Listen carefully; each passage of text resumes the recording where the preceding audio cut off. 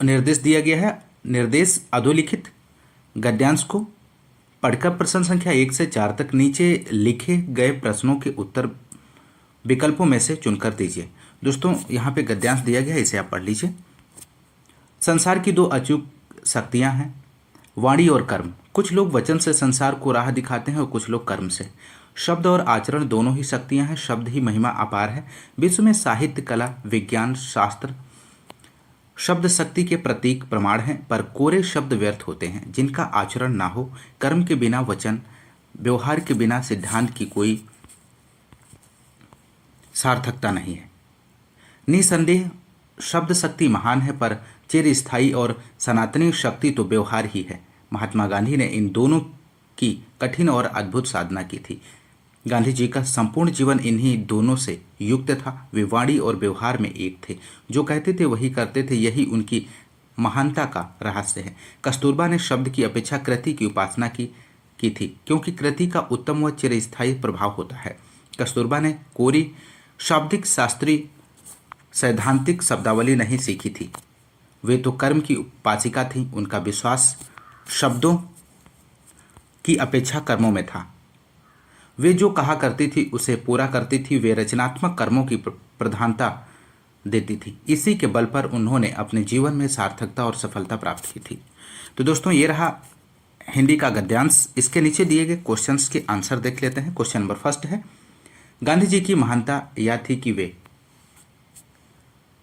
जो कहते थे वही करते थे। ऑप्शन बी यहाँ पे राइट आंसर हो जाएगा पैराग्राफ के अकॉर्डिंग। क्वेश्चन नंबर सेकंड है, जगत में साहित्य, कला, विज्ञान और शास्त्र शब्द शक्ति के प्रामाणिक रूप हैं। ऑप्शन ए यहाँ पे राइट आंसर हो जाएगा।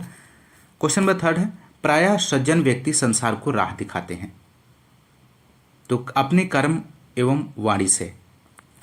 ऑप्शन डी राइट आंसर हो जाएगा। क्वेश्चन नंबर 4 है, शब्द शक्ति के महान होते हुए भी आपको इसमें से राइट आंसर बताना है। व्यवहार सनातनी शक्ति है, वह शक्ति के महान होते हुए भी व्यवहार सनातनी शक्ति है। ऑप्शन बी यहाँ पे राइट आंसर हो जाएगा इस क्वेश्चन का। क्वेश्चन नंबर 5 है, परिपत्र किस श्रेणी में आता है? दोस्तों आपको बताना है दिए गए ऑप्शंस में से। तो परिपत्र कार्यालय पत्र के अंतर्गत आता है। ऑप्शन बी यहाँ पे राइट आंसर हो जाएगा। क्वेश्चन नंबर 6 है, किसी कार्यालय या विभाग का वह अधिकारी जो अपने अधीन कार्य करने वाले कर्मचारियों की निगरानी रखे कहलाता है। क्या कहलाता है दोस्तों दिए गए ऑप्शंस में से? तो राइट आंसर बनेगा ऑप्शन बी, अधीक्षक कहलाता है। ऑप्शन बी यहाँ पे राइट आंसर हो जाएगा। क्वेश्चन नंबर 7 है, ओ और औ किस प्रकार के वर्ण हैं? दोस्तों आपको बताना है। तो ओ और औ कंठोत्थ प्रकार के वर्ण हैं दोस्तों, ध्यान रखिएगा। ऑप्शन डी यहाँ पे राइट आंसर हो जाएगा। क्वेश्चन नंबर 8 है, जिनकी ध्वनि केवल मुख से निकलती है वे हैं, इनमें से क्या हैं? वृत्ताकार स्वर हैं, सवृत्त स्वर हैं, अनुनासिक स्वर हैं या निर्नुनासिक स्वर हैं? आपको बताना है। तो राइट आंसर बनेगा ऑप्शन डी, निर्नुनासिक स्वर कहते हैं उन्हें, ध्यान रखिएगा। क्वेश्चन नंबर 9 है, कौन सा वाक्य शुद्ध है? दिए गए ऑप्शंस में से आपको बताना है। तो राइट आंसर ऑप्शन डी हो जाएगा, मुझे शिक्षाप्रद कहानियों की पुस्तक चाहिए। ऑप्शन डी यहाँ पे शुद्ध वाक्य दिया गया है। अगला क्वेश्चन, क्वेश्चन नंबर 10 है, कौन सा वाक्य शुद्ध नहीं है दिए गए ऑप्शंस में से? तो राइट आंसर बनेगा ऑप्शन ए, बेफालतू बात मत करो। ऑप्शन ए यहाँ पे जो है शुद्ध नहीं दिया गया है। क्वेश्चन नंबर 11 है, किस शब्द का संधि विच्छेद नहीं है? तो राइट आंसर बनेगा ऑप्शन बी, आद्योपांत बराबर आदि प्लस उपांत। ऑप्शन बी यहाँ पे संधि विच्छेद सही नहीं दिया गया है। क्वेश्चन नंबर अगला है, क्वेश्चन नंबर 12 है, इनमें से कौन सा संधि शब्द नहीं है? इनमें से कौन सा संधि शब्द सही नहीं है आपको बताना है। तो राइट आंसर बनेगा option A, Ravi plus Indra बराबर रविंद्र। ऑप्शन ए यहाँ पे राइट आंसर नहीं है। ऑप्शन ए यहाँ पे संधि शब्द सही नहीं है दोस्तों, आप ध्यान रखिएगा। अगला क्वेश्चन, क्वेश्चन नंबर 13, जिस समास में सभी पदों के बीच और शब्द का लोप रहता है वह समास है, वह कौन सा समास होता है दोस्तों? तत्पुरुष समास होता है, समाहारा द्वंद्व समास होता है, व्यतिरेक बहुव्रीहि समास होता है या इतरेतर द्वंद्व समास होता है? तो राइट आंसर यहाँ पे बनेगा इस क्वेश्चन का ऑप्शन डी। ऑप्शन डी यहाँ पे राइट आंसर हो जाएगा, इतरेतर द्वंद्व समास होता है दोस्तों। क्वेश्चन नंबर 14 है अनुरूप में कौन सा समास है, आपको बताना है दिए गए ऑप्शंस में से। तो अनुरूप में समास कौन सा हो जाएगा, तो अनुरूप में अव्ययी भाव समास हो जाएगा दोस्तों। अनुरूप में अव्ययी भाव समास है, ध्यान रखिएगा, ऑप्शन डी यहाँ पे राइट आंसर बनेगा। क्वेश्चन नंबर 15 है किस शब्द में कु उपसर्ग नहीं है, आपको बताना है।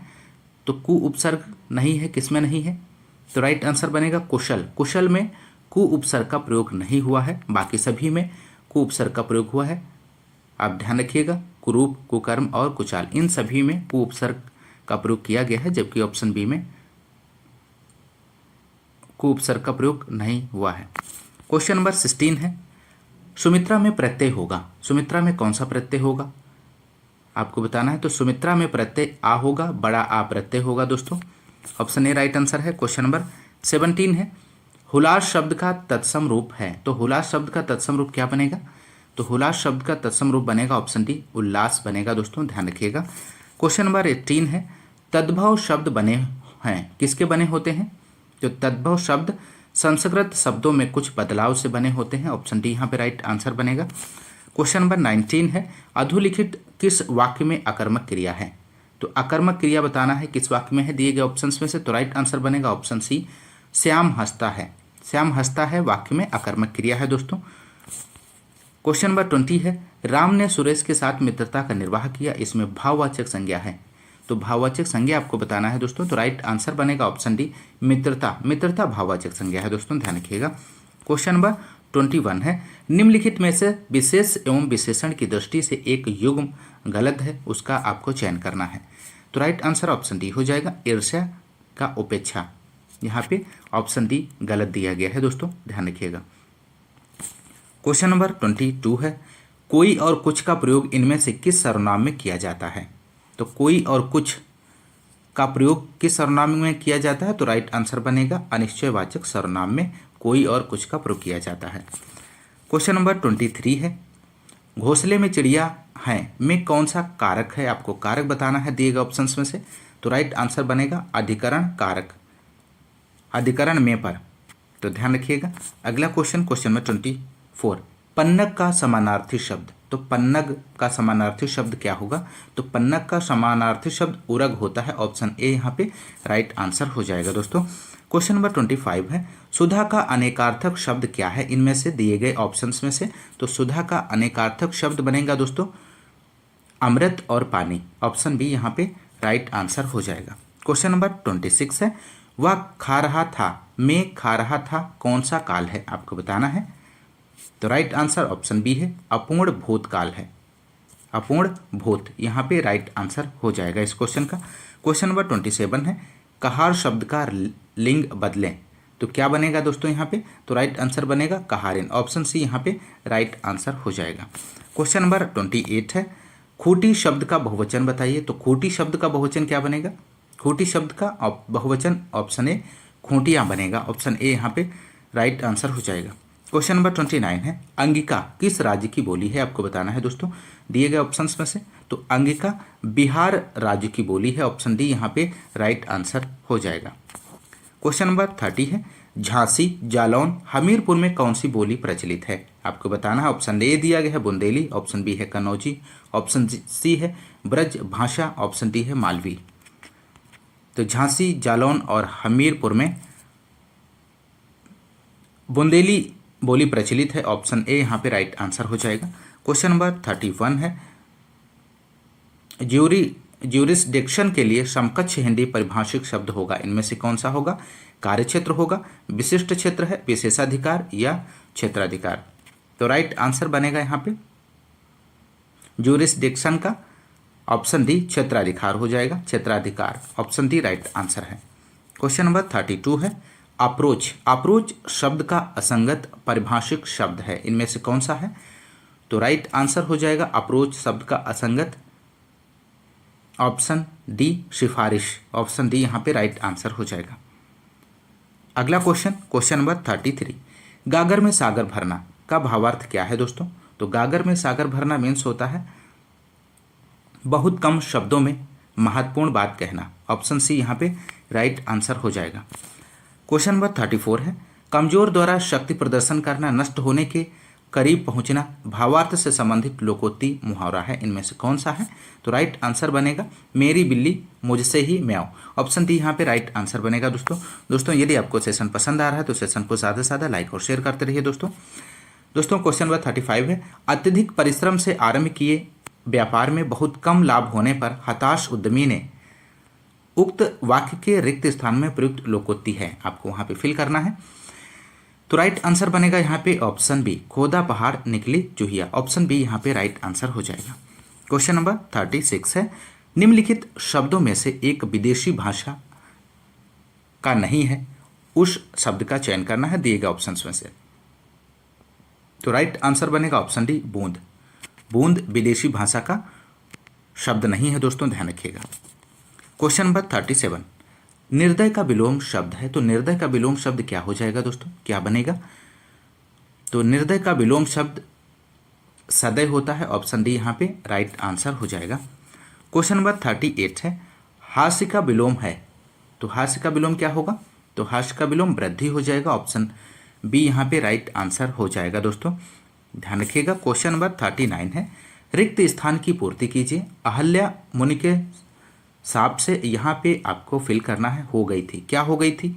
मिट्टी, निष्प्राण, निर्जीव, पत्थर। तो यहाँ पे राइट आंसर हो जाएगा, अहल्या मुनि के साप से पत्थर हो गई थी। ऑप्शन डी यहाँ पे राइट आंसर हो जाएगा। क्वेश्चन नंबर 40 है, चिंतामणि किस विधा की रचना है, आपको बताना है दोस्तों दिए गए ऑप्शंस में से। ऑप्शन ए है उपन्यास, ऑप्शन बी है नाटक, ऑप्शन सी है निबंध, ऑप्शन डी है कहानी। तो चिंतामणि निबंध विधा की रचना है, ध्यान रखिएगा। क्वेश्चन नंबर 41 है, 11 वर्ष का समय कहानी के लेखक कौन है? मोस्ट इंपॉर्टेंट प्रश्न है दोस्तों आपकी परीक्षा के दृष्टिकोण से। तो 11 वर्ष का समय कहानी के जो लेखक हैं, ऑप्शन ए रामचंद्र शुक्ल हैं, ध्यान रखिएगा। क्वेश्चन नंबर 42 है, किस लेखक के इतिहास ग्रंथ में सर्वप्रथम हिंदी साहित्य का काल विभाजन मिलता है? ये भी प्रश्न बहुत महत्वपूर्ण है दोस्तों। तो यहाँ पे इस क्वेश्चन का राइट आंसर ऑप्शन डी हो जाएगा, जॉर्ज ग्रियर्सन। ऑप्शन डी यहाँ पे राइट आंसर है, ध्यान रखिएगा। क्वेश्चन नंबर 43, गूंधना और गूंथना का अर्थ है, इनमें से कौन सा है? तो राइट आंसर बनेगा ऑप्शन बी, गूंधना का मीन्स होता है सानना और गूंथना का मीन्स होता है पिरोना। तो ऑप्शन बी यहाँ पे राइट आंसर हो जाएगा, ध्यान रखिएगा। क्वेश्चन नंबर 44 है, निम्नलिखित में से कौन सा तर्कस का पर्यायवाची शब्द नहीं है इनमें से? तो तर्कस का पर्यायवाची इनमें से कौन सा नहीं है? तो तर्कस का पर्यायवाची करवाल, ऑप्शन सी यहाँ पे तर्कस का पर्यायवाची शब्द नहीं है दोस्तों, ध्यान रखिएगा। और बाकी सभी तर्कस के पर्यायवाची हैं। ऑप्शन ए में दिया गया है त्रोण, निसंग और तुड़ीर, ध्यान रखिएगा। अगला क्वेश्चन नंबर 45, समूह का पर्यायवाची शब्द क्या होगा दिए गए ऑप्शंस में थे? तो समूह का पर्यायवाची शब्द बनेगा दोस्तों ऑप्शन बी, समवाय। समूह का पर्यायवाची शब्द समवाय होता है, ध्यान रखिएगा। क्वेश्चन नंबर 46 है, गणना और गणना शब्द युग्म के सही अर्थ भेद का चयन कीजिए। तो राइट आंसर बनेगा ऑप्शन बी, गिनती और चुभना। क्वेश्चन नंबर 47 है, दिए गए विकल्पों में से कौन सा विकल्प अंगना शब्द का समानार्थी शब्द है, आपको बताना है दोस्तों। तो राइट आंसर बनेगा ऑप्शन ए, स्त्री यहाँ पे इसका सही जवाब हो जाएगा दोस्तों, ऑप्शन ए यहाँ पे राइट आंसर है। अगला क्वेश्चन नंबर 48 है, लक्ष्य का अनेकार्थक शब्द है। तो लक्ष्य का अनेकार्थक शब्द क्या बनेगा? तो लक्ष्य का अनेकार्थक शब्द बनेगा दोस्तों निशाना, उद्देश्य। लक्ष्य का अनेकार्थक शब्द होता है निशाना और उद्देश्य। क्वेश्चन नंबर अगला है क्वेश्चन नंबर 49, किसी के पास रखी हुई दूसरे की वस्तु के लिए एक शब्द क्या बनेगा दोस्तों? तो किसी के पास रखी हुई दूसरे की वस्तु के लिए एक शब्द बनेगा धरोहर। ऑप्शन बी यहाँ पे इस क्वेश्चन का राइट आंसर हो जाएगा। अगला क्वेश्चन नंबर 50 और अंतिम क्वेश्चन है इस प्रैक्टिस सेट का, दो प्रेरणार्थक क्रियाओं के बीच कौन सा चिन्ह लगाया जाता है, आपको बताना है दोस्तों। दो प्रेरणार्थक क्रियाओं के बीच कौन सा चिन्ह लगाया जाता है? तो यहाँ पे राइट आंसर ऑप्शन बी हो जाएगा, संयोजक चिन्ह लगाया जाता है दोस्तों। तो दोस्तों ये रहे हिंदी का 50 क्वेश्चन आपने सॉल्व किया। दोस्तों यदि आपको क्लास पसंद आ रही है तो आप क्लास को ज़्यादा नदी में छोड़कर लौट आई। वह छोटी नदी थी, वायु अनुकूल थी, दैव की गति जानी नहीं जाती। वह नदी चंबल नदी में जाकर मिलती है। अब शिशु की पिटारी बहती बहती चंबल नदी में आ गई। इटावा के पास चंबल नदी आकर श्री यमुना जी में मिलती है। अतः चंबल में प्रवाह के साथ वह भी यमुना जी में आ गई और यमुना जी के साथ प्रयाग की ओर बढ़ी। तीर्थराज प्रयाग में जाकर श्री यमुना जी में मिल जाती है। अतः अब वह मंजूषा शिशु को लेकर काशी की ओर बहने लगी। उसके साथ न कोई मल्लाह था, न पथ प्रदर्शक, भाग्य उसे स्वयं ही बहाकर ले जा रहा था। काशीपुरी, पाटलिपुत्र आदि राज्यों की सीमा को पार करती हुई गंगा जी के प्रवाह के साथ वह मंजूषा बिना किसी रुकावट के आगे बढ़ी चली जा रही थी। आगे चलकर वह अंग देश की सीमा में पहुंची। अब मानो उसकी यात्रा समाप्त होगी। उसी समय चंपा नगरी के राजा अधिरथ अपनी स्त्री राधा और अपने सेवकों के सहित गंगा स्नान करने आए थे। उन्होंने दूर से इस सुंदर सी पेटी को जाह्नवी की लहरों के साथ क्रीड़ा करते देखा। अंत में उन्होंने अपने सेवकों को आज्ञा दी, सामने यह मंजूषा बहती जा रही है, उसे पकड़कर लाओ। तो दोस्तों ये रहा हिंदी का गद्यांश और इसके नीचे दिए गए क्वेश्चंस के आंसर को देख लेते हैं। क्वेश्चन नंबर फर्स्ट है, चंपा नगरी के राजा किसके साथ गंगा स्नान करने आए थे? आपको बताना है दोस्तों दिए गए ऑप्शंस में से इस क्वेश्चन का राइट आंसर क्या बनेगा। तो राइट आंसर ऑप्शन डी बनेगा, राधा और सेवक। क्वेश्चन नंबर अगला है क्वेश्चन नंबर सेकंड, कुंती अपने नवजात सुकुमार शिशु को कहां छोड़कर आई थी? आपको बताना है। तो राइट आंसर बनेगा ऑप्शन बी, नदी। अगला क्वेश्चन नंबर थर्ड है, मंजूषा को कौन लेकर जा रहा था? तो यहां पे राइट आंसर बनेगा ऑप्शन ए, भाग्य। अगला क्वेश्चन नंबर 4 है, राजा अधिरथ ने सेवकों को क्या आज्ञा दी थी? तो राइट आंसर बनेगा ऑप्शन बी, मंजूषा को लाने की। ऑप्शन बी यहां पे राइट आंसर हो जाएगा। क्वेश्चन नंबर 5 है, संयुक्त वाक्य का उदाहरण है। तो इनमें से आपको बताना है संयुक्त वाक्य का उदाहरण कौन सा है। तो राइट आंसर बनेगा ऑप्शन सी, मैं आगे बढ़ गया और वह पीछे रह गया। ऑप्शन सी यहाँ पे राइट आंसर हो जाएगा। नेक्स्ट क्वेश्चन नंबर 6 है, विकल्प में सभी शब्द शुद्ध हैं दोस्तों।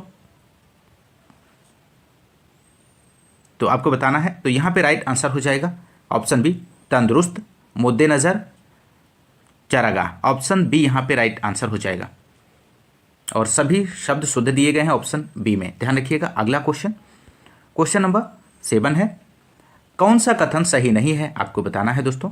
तो राइट आंसर बनेगा ऑप्शन सी, कर्मवाच्य अकर्मक और सकर्मक दोनों क्रियाओं में होता है। क्वेश्चन नंबर 8 है, आवृत्ति मूलक पक्ष से संबंधित वाक्य है। इनमें से कौन सा वाक्य आवृत्ति मूलक पक्ष से संबंधित है दोस्तों? आपको बताना है। तो राइट आंसर बनेगा ऑप्शन डी, वह स्कूल जाता है। नेक्स्ट क्वेश्चन नंबर 9 है, कौन सा कथन गलत है? आपको दिए गए ऑप्शंस में से चयन करना है। तो यहाँ पे राइट आंसर हो जाएगा ऑप्शन बी, वाक्य में प्रयुक्त क्रिया को उद्देश्य और कर्ता को विधेय कहते हैं। ऑप्शन बी यहाँ पे राइट आंसर हो जाएगा।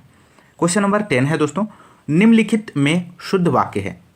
तो यहाँ पे आपको इस क्वेश्चन का राइट आंसर देना है, शुद्ध वाक्य का चयन करना है। तो राइट आंसर ऑप्शन सी हो जाएगा, हमारे देश में अनेक रमणीक स्थल हैं। ऑप्शन सी यहाँ पे राइट आंसर हो जाएगा। बढ़ते हैं नेक्स्ट क्वेश्चन की ओर। क्वेश्चन नंबर 11 है, इनमें वर्तनी की दृष्टि से कौन सा शब्द शुद्ध नहीं है, उसका चयन करना है आपको। तो राइट आंसर बनेगा ऑप्शन डी, दृष्टा वर्तनी की दृष्टि से शुद्ध नहीं है। ऑप्शन डी यहाँ पे राइट आंसर हो जाएगा। क्वेश्चन नंबर 12 है दोस्तों, किस शब्द में ला प्रत्यय नहीं है? दिए गए ऑप्शंस में से आपको बताना है। तो राइट आंसर बनेगा ऑप्शन बी, अतल। अतल जो है, अतल में ला प्रत्यय का प्रयोग नहीं हुआ है दोस्तों। ऑप्शन बी राइट आंसर बनेगा। क्वेश्चन नंबर 13 है, निम्नलिखित में से किसका प्रयोग सरकारी स्तर पर भारतीय गजटों में प्रकाशित सरकारी नियम, आदेश, अधिकार और नियुक्तियों की सूचना के प्रसंग में होता है? तो राइट आंसर बनेगा ऑप्शन सी, अधिसूचना, जिसे इंग्लिश में नोटिफिकेशन कहा जाता है। ध्यान रखिएगा। क्वेश्चन नंबर 14 है, किस स्वर के उच्चारण में दीर्घ स्वर से भी अधिक समय लगता है? आपको बताना है दोस्तों। तो राइट आंसर बनेगा ऑप्शन डी, प्लुत स्वर। प्लुत स्वर यहाँ पे राइट आंसर हो जाएगा। क्वेश्चन नंबर 15 है, किस विकल्प में हिंदी पारिभाषिक शब्द का सही प्रयोग नहीं हुआ है? आपको इस प्रश्न का उत्तर देना है दिए गए ऑप्शंस में से। तो राइट आंसर बनेगा ऑप्शन सी, अटॉर्नी जनरल, महाधिवक्ता जिसे कहा जाता है दोस्तों। तो अटॉर्नी जनरल, ऑप्शन सी यहाँ पे राइट आंसर हो जाएगा। ऑप्शन सी यहाँ पे राइट आंसर है क्योंकि इस क्वेश्चन में पूछा गया नहीं है। तो ऑप्शन सी यहाँ पे नहीं होगा, अटॉर्नी जनरल को महाधिवक्ता। ऑप्शन सी यहाँ पे राइट आंसर है। अगला क्वेश्चन नंबर 16 है, किस विकल्प में लोकोक्ति का भावार्थ असंगत है? आपको बताना है दिए गए ऑप्शन में से। तो राइट आंसर बनेगा ऑप्शन ए, चोर की दाढ़ी में तिनका, अपराधी का निशंक होना। ऑप्शन ए यहाँ पे राइट आंसर हो जाएगा दोस्तों। नेक्स्ट क्वेश्चन नंबर 17 है, बे उपसर्ग किस शब्द समूह में नहीं है दोस्तों? दिए गए ऑप्शंस में से आपको चयन करना है। तो राइट आंसर बनेगा ऑप्शन सी, बाइज्जत और बाकायदा। ऑप्शन सी राइट आंसर हो जाएगा। क्वेश्चन नंबर 18 है, यदि चचेरा ममेरा संबंधवाचक तद्वित प्रत्यय के उदाहरण है तो मिठास और लालिमा इनमें से किस तद्धित प्रत्यय के उदाहरण होंगे? तो राइट आंसर बनेगा दोस्तों यहाँ पे ऑप्शन ए, भाववाचक तद्धित प्रत्यय है, ध्यान रखिएगा। अगला क्वेश्चन, क्वेश्चन नंबर 19 है, स्रा एक संयुक्त व्यंजन है, इनमें किन दो वर्णों को सम्मिलित किया गया है दोस्तों, आपको बताना है। तो यहाँ पे इस क्वेश्चन का राइट आंसर हो जाएगा ऑप्शन सी, शा और रा वर्णों से स्रा व्यंजन का निर्माण हुआ है। तो यहाँ पे ऑप्शन सी राइट आंसर हो जाएगा। अगला क्वेश्चन, क्वेश्चन नंबर 20 है यहाँ पे दोस्तों, सधर्म का सही संविच्छेद है। तो यहाँ पे इस क्वेश्चन का राइट आंसर हो जाएगा ऑप्शन डी, सत्य प्लस धर्म बराबर होता है सधर्म। तो ऑप्शन डी यहाँ पे राइट आंसर हो जाएगा, ध्यान रखिएगा। क्वेश्चन नंबर 21 है दोस्तों, निम्नलिखित में से एक कथन गलत है, उस कथन का चयन करना है आपको। तो राइट आंसर यहाँ पे बन जाएगा दोस्तों इस क्वेश्चन का ऑप्शन डी, विसर्ग के साथ विसर्ग के मेल से उत्पन्न विकार को विसर्ग संधि कहते हैं। ऑप्शन डी यहाँ पे राइट आंसर हो जाएगा। क्वेश्चन नंबर अगला है 22, तुलसी कृत में कौन सा समास है, आपको बताना है दिए गए ऑप्शन में से। तो राइट आंसर हो जाएगा ऑप्शन डी, तत्पुरुष समास, इसका सही जवाब हो जाएगा। अगला क्वेश्चन, क्वेश्चन नंबर 23 है, किस शब्द का प्रयोग सदैव बहुवचन में होता है दोस्तों, आपको बताना है दिए गए ऑप्शंस में से। इस क्वेश्चन का राइट आंसर क्या बनेगा? तो राइट आंसर ऑप्शन बी हो जाएगा, दर्शन। दर्शन शब्द का प्रयोग सदैव बहुवचन में होता है, ऑप्शन बी यहाँ पे राइट आंसर हो जाएगा। क्वेश्चन नंबर 24 है, निम्नांकित में से कौन सा शब्द स्त्रीलिंग नहीं है, आपको बताना है दिए गए ऑप्शंस में से। तो राइट आंसर ऑप्शन डी बनेगा, दिन। दिन यहाँ पे दिन शब्द जो है स्त्रीलिंग नहीं है, ऑप्शन डी राइट आंसर हो जाएगा। नेक्स्ट क्वेश्चन, क्वेश्चन नंबर 25, वचनामृत समस्त पद का विग्रह होगा, तो कौन सा होगा दिए गए ऑप्शंस में से। तो राइट आंसर ऑप्शन ए हो जाएगा, अमृत रूपी वचन, ऑप्शन ए यहाँ पे राइट आंसर हो जाएगा दोस्तों यदि आपको क्लास पसंद आ रही है तो क्लास को ज़्यादा से ज़्यादा लाइक और शेयर करते रहिए दोस्तों। आप लोग ज़्यादा से ज़्यादा सपोर्ट करते रहिए, क्योंकि बहुत मेहनत लगती है क्लास को बनाने में, तो आप लोग अपना सपोर्ट बनाए रखिए। अगला क्वेश्चन, क्वेश्चन नंबर 26 है, युवा शब्द का लिंग परिवर्तन करने के लिए निम्नलिखित विकल्पों में से सही शब्द छांटिए। तो यहाँ पे दोस्तों इस क्वेश्चन का राइट आंसर हो जाएगा ऑप्शन सी, युवती, यहाँ पे सही जवाब हो जाएगा। अगला क्वेश्चन, क्वेश्चन नंबर 27 है, इनमें विलोम शब्द युग्म नहीं है, तो कौन सा नहीं है। तो राइट आंसर बनेगा ऑप्शन डी, हास, हार और परिहास, ऑप्शन डी यहाँ पे राइट आंसर हो जाएगा।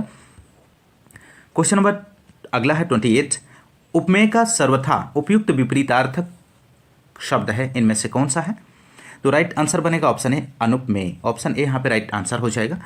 क्वेश्चन नंबर 29 है, मोहिनी तेज दौड़ती है, इस वाक्य में तेज क्या है, तो आपको बताना है। तो राइट आंसर बनेगा ऑप्शन ए, रीतिवाचक क्रिया विशेषण, ऑप्शन ए यहाँ पे राइट आंसर हो जाएगा। क्वेश्चन नंबर 30 है, ग्रॉस मिसकंडक्ट के लिए समकक्ष हिंदी पारिभाषिक शब्द होगा, तो कौन सा होगा दोस्तों। तो राइट आंसर हो जाएगा घोर कदाचार, ऑप्शन बी यहाँ पे राइट आंसर हो जाएगा। क्वेश्चन नंबर 31 है दोस्तों, सरल वाक्य को मिश्र वाक्य में बदलो, परिश्रम करने पर परिस्थिति भी अनुकूल हो जाती है, तो इस वाक्य को आपको मिश्र वाक्य में बदलना है।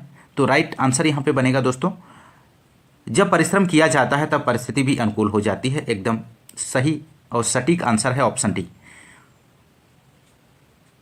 अगला क्वेश्चन, क्वेश्चन नंबर 32 है, निम्न में कौन सी बोली उत्तर प्रदेश की नहीं है, आपको बताना है दिए गए ऑप्शंस में से। तो राइट आंसर बनेगा दोस्तों यहाँ पे ऑप्शन ए, मेवाती। मेवाती बोली उत्तर प्रदेश की नहीं है, ध्यान रखिएगा। क्वेश्चन नंबर 33 है, अंत्यज शब्द का अर्थ है, अंत्यज शब्द का सही अर्थ आपको बताना है। तो अंत्यज शब्द का सही अर्थ यहाँ पे बनेगा ऑप्शन सी, जिसका जन्म निम्न अछूत वर्ग में हुआ हो उसे अंत्यज कहा जाता है, ऑप्शन सी यहाँ पे राइट आंसर हो जाएगा दोस्तों। क्वेश्चन नंबर 34 है, आदिकाल में पहेलियां लिखने वाले कवि थे, कौन थे, आपको बताना है दिए गए ऑप्शंस में से। तो राइट आंसर हो जाएगा ऑप्शन बी, खुसरो। आदिकाल में पहेलियां लिखने वाले कवि जो हैं खुसरो थे, ऑप्शन बी राइट आंसर हो जाएगा, ध्यान रखिएगा दोस्तों। क्वेश्चन नंबर 35 है, पुष्कर का अर्थ बताइए। तो दिए गए ऑप्शंस में से आपको पुष्कर का अर्थ बताना है। तो पुष्कर का अर्थ होता है सरोवर, ऑप्शन डी यहाँ पे राइट आंसर हो जाएगा। नेक्स्ट क्वेश्चन, क्वेश्चन नंबर 36 है दोस्तों, दिए गए विकल्पों में से किल्विस का समानार्थी शब्द चुनिए। तो किल्विस का समानार्थी शब्द आपको बताना है। तो राइट आंसर बनेगा ऑप्शन बी, पाप होता है, ऑप्शन बी यहाँ पे राइट आंसर हो जाएगा। क्वेश्चन नंबर 37 है, जल, प्राण, पुत्र किस शब्द का अनेकार्थी है। तो जल और प्राण और पुत्र जीवन शब्द का अनेकार्थी है, ऑप्शन डी यहाँ पे राइट आंसर हो जाएगा। क्वेश्चन नंबर 38 है, मगही किस उपभाषा की बोली है। मोस्ट इंपोर्टेंट प्रश्न है दोस्तों आपकी परीक्षा के दृष्टिकोण से। मगही किस उपभाषा की बोली है? तो राइट आंसर हो जाएगा ऑप्शन डी बिहारी। मगही बिहारी उपभाषा की बोली है, ऑप्शन डी यहाँ पे राइट आंसर बनेगा इस क्वेश्चन का। ध्यान रखिएगा क्वेश्चन नंबर 39 है, औदार्यदाता शब्द के लिए एक वाक्य है। तो यहाँ पे इस क्वेश्चन का राइट आंसर बनेगा ऑप्शन बी, जो सब कुछ उदारता से देना चाहता हो उसे औदार्यदाता कहते हैं। ऑप्शन बी यहाँ पे राइट आंसर हो जाएगा। क्वेश्चन नंबर 40 है दोस्तों, हरी घास पर क्षण भर किस कवि का काव्य संग्रह है? आपको बताना है, महत्वपूर्ण प्रश्न है। राइट आंसर बनेगा यहाँ पे ऑप्शन ए अज्ञे का है दोस्तों, हरी घास पर क्षण भर। अगला क्वेश्चन, क्वेश्चन नंबर 41 है, निम्नलिखित में तद्भव शब्द है, तो दिए गए ऑप्शंस में से आपको तद्भव शब्द का चयन करना है। तो राइट आंसर ऑप्शन डी हो जाएगा 14, यहाँ पे तद्भव शब्द है दोस्तों। नेक्स्ट क्वेश्चन, क्वेश्चन नंबर 42 है, स्वर्ण शब्द है, तो स्वर्ण शब्द किस प्रकार का है? तत्सम है, तद्भव है, देशज है, विदेशी है। तो यहाँ पे राइट आंसर बनेगा दोस्तों ऑप्शन ए, स्वर्ण शब्द तत्सम है दोस्तों, ऑप्शन ए राइट आंसर हो जाएगा। क्वेश्चन नंबर 43 है, वह कार मेरी है, इस वाक्य में कौन सा कारक है? आपको बताना है दोस्तों। तो राइट आंसर बनेगा ऑप्शन बी संबंध। नेक्स्ट क्वेश्चन, क्वेश्चन नंबर 44, क्रिया चुनिए, अखिल घर के आंगन में खेलता है, तो ऑप्शन ए खेलता है, ऑप्शन बी अखिल, ऑप्शन सी घर के, ऑप्शन डी आंगन में। तो आपको बताना है दोस्तों यहाँ पे राइट आंसर क्या बनेगा? तो राइट आंसर ऑप्शन ए बनेगा खेलता है। तो खेलता है यहाँ पे क्रिया है दोस्तों। अगला क्वेश्चन, क्वेश्चन नंबर 45, अंडे सेना मुहावरे का अर्थ है, आपको बताना है दिए गए ऑप्शंस में से। तो राइट आंसर यहाँ पे क्या बनेगा दोस्तों? तो राइट आंसर बनेगा ऑप्शन डी घर में बेकार बैठना, ऑप्शन डी यहाँ पे राइट आंसर हो जाएगा। अगला क्वेश्चन, क्वेश्चन नंबर 46, दूध का धुला होना मुहावरे का अर्थ है, इनमें से कौन सा है दोस्तों? तो दूध का धुला होना मीन्स निर्दोष होना, ऑप्शन ए यहाँ पे राइट आंसर हो जाएगा। क्वेश्चन नंबर 47 है, ओछे की प्रीति बालू की भीति का भाव है, आपको बताना है। तो राइट आंसर बनेगा यहाँ पे इस क्वेश्चन का ऑप्शन सी, बालू की दीवार की भांति ओछे लोगों का प्रेम अस्थायी होता है, ऑप्शन सी यहाँ पे सही जवाब हो जाएगा दोस्तों। अगला क्वेश्चन, क्वेश्चन नंबर 48 है, श्रोता के लिए किस सर्वनाम का प्रयोग किया जाता है? आपको बताना है दोस्तों दिए गए ऑप्शंस में से। तो राइट आंसर बनेगा ऑप्शन बी, यहाँ पे राइट आंसर हो जाएगा मध्यम पुरुषवाचक सर्वनाम, ऑप्शन बी राइट आंसर है। अगला क्वेश्चन, क्वेश्चन नंबर 49 है, संज्ञाओं के साथ आने वाली विभक्तियों को क्या कहा जाता है? तो संज्ञाओं के साथ आने वाली विभक्तियों को क्या कहा जाता है? तो राइट आंसर ऑप्शन बी हो जाएगा, विश्लिष्ट कहा जाता है, ऑप्शन बी राइट आंसर है। अगला क्वेश्चन, क्वेश्चन नंबर 50 है और अंतिम क्वेश्चन है इस प्रैक्टिस सेट का, निम्नलिखित में से तद्भव तत्सम का कौन सा शब्द युग्म सही है? आपको बताना है। तो राइट आंसर बनेगा नेह का स्नेह, ऑप्शन बी यहाँ